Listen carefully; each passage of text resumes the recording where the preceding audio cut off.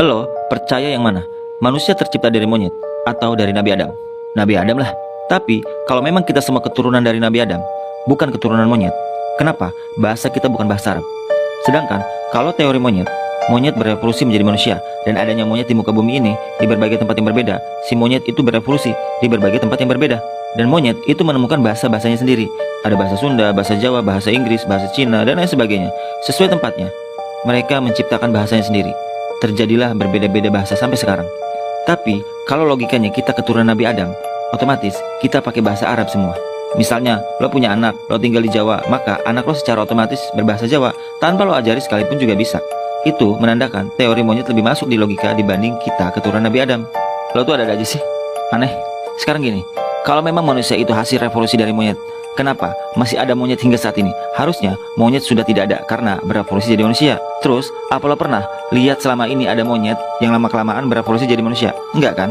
Jadi jelas, teori lo tuh ngawur dan cacat logika.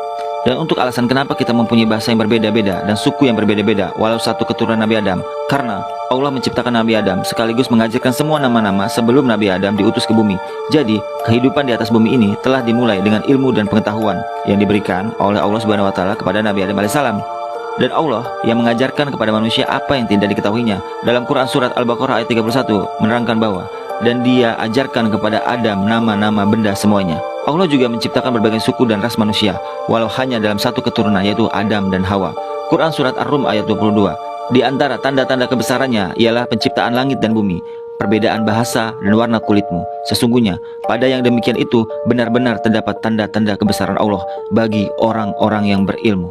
Jadi Allah sudah mengajarkan bahasa kepada Nabi Adam untuk sarana berkomunikasi antar sesama manusia dan sarana untuk ibadah. Sebagian kalangan menganggap bahwa bahasa Arab merupakan bahasa utama yang digunakan oleh Nabi Adam alaihissalam. Di awal tadi gue udah bilang bahwa Nabi Adam tidak memiliki satu bahasa, tapi beliau menguasai semua bahasa induk. Akan tetapi, kajian modern bahasa Arab lah yang merupakan pokok dari semua bahasa. Dan dari bahasa Arab lah bahasa-bahasa lain bermunculan. Hal ini didasarkan pada beberapa bukti yang kuat, di mana bahasa Arab telah mempertahankan karakter linguistiknya yang meliputi sintaks, derivasi, makna, dan lain-lain, yang tidak ditemukan dalam bahasa lain manapun. Awal mula bahasa-bahasa lain terlahir terjadi setelah peristiwa banjir bah Nabi Nuh alaihissalam. Nabi Nuh mempunyai beberapa anak yang bernama Sam, Ham, dan Yafid. Ketiganya ini anak yang taat dan ikut serta dalam kapal Nabi Nuh. Sedangkan ada satu anak Nabi Nuh lagi yang dalam Quran surat Hud ayat 42, ia ini durhaka dan tenggelam. Putra sulung Nabi Nuh ini dikenal dengan nama Yam atau Kan'an.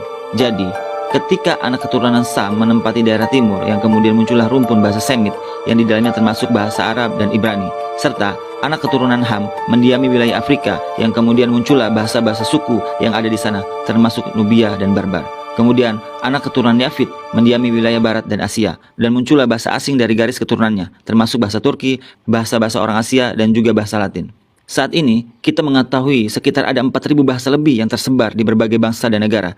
Dari ketiga anak keturunan Nabi Nuh itulah terjadi berbangsa-bangsa, bersuku-suku, berbeda-beda bahasa. Dan ini dipertegas dalam Quran surat Al-Hujurat ayat 13.